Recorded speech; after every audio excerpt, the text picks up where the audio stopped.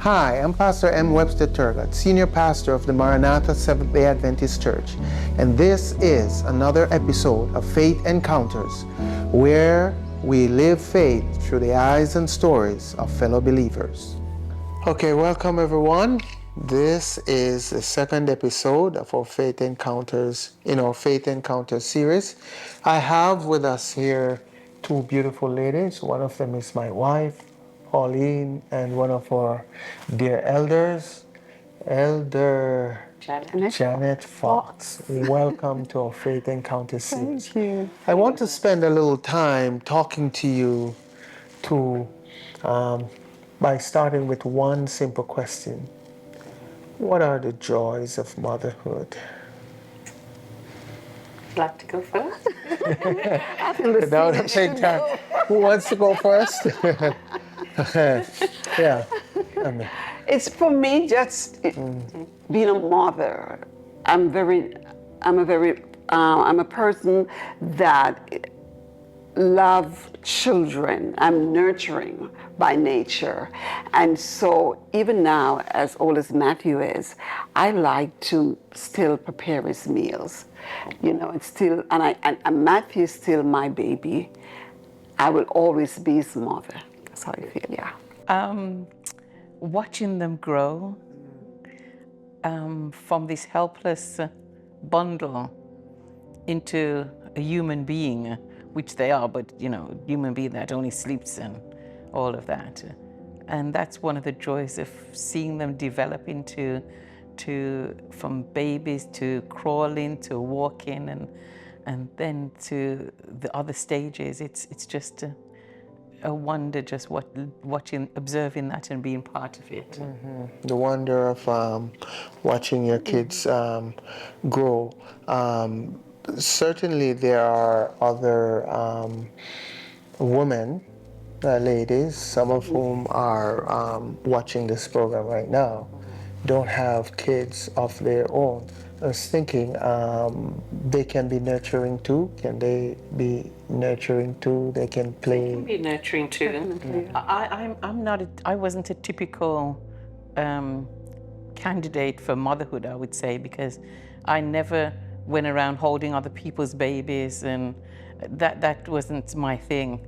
So having my own to hold was, an experience. Yes. I have a different story from you. I always wanted to be a mother. Yes, I always wanted to be a mother because I just think it is something that is a gift from God. And of course, you don't have to have a child to be that mother or to be in motherhood. Because there's so many ladies I see, they don't have a child for whatever reason, but they're such a good mother because we have spiritual mothers and we need those mothers. Definitely. Right? And there's aunts and there are, cousins and, they maybe never be blessed to have a child. Definitely. But there's so many children within the village, and it takes a village to really grow our children. And the interesting thing, I've worked with children, but probably not when they were babies, but when they're a little bit older. But having my own and experiencing that was a wonder. Definitely. So again, if you are a woman and you're watching this video, well, we also want to give a shout out to you, whether or not you biologically brought children into the world. Being in a community such as this church, there are so many opportunities for our ladies to play the role of mothers in the lives of our younger kids. They're great. Yeah, They're great. I know everything comes with challenges, of course, and motherhood isn't exempt. What are some of the challenges of being a mother? Before we go on to that, I was just remembering that my sister Dawn never had any children, and everybody grew up in my church in England called her Auntie Dawn. They didn't call Auntie Janet. They called Auntie Dawn because she was always nurturing and around the children.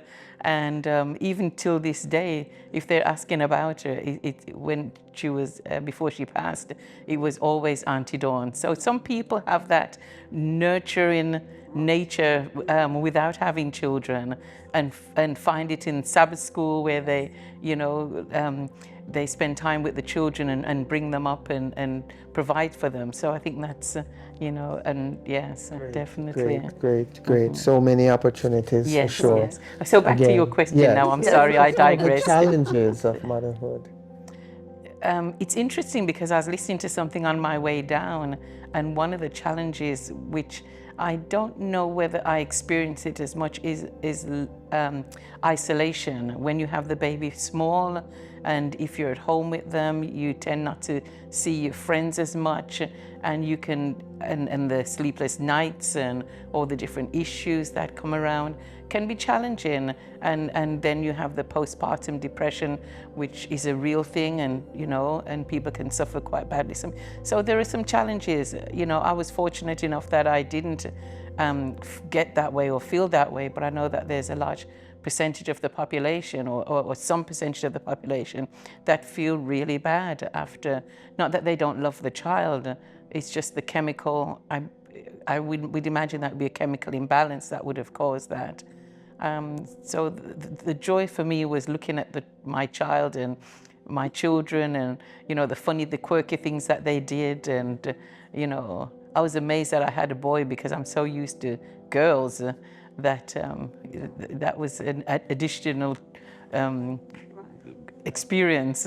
Yeah, that's pretty interesting and fascinating that we're bringing out the realities of being a mother in this world, and it tells me certainly that trying to understand what mothers go through, trying to understand what their needs are at different levels of their experience with motherhood is very important. Any challenges?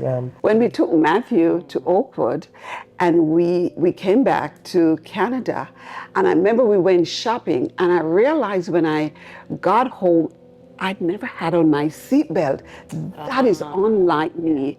So we went home, I unpacked at the grocery, we're going upstairs, and I looked at my husband and I said, how can something so right feel so wrong?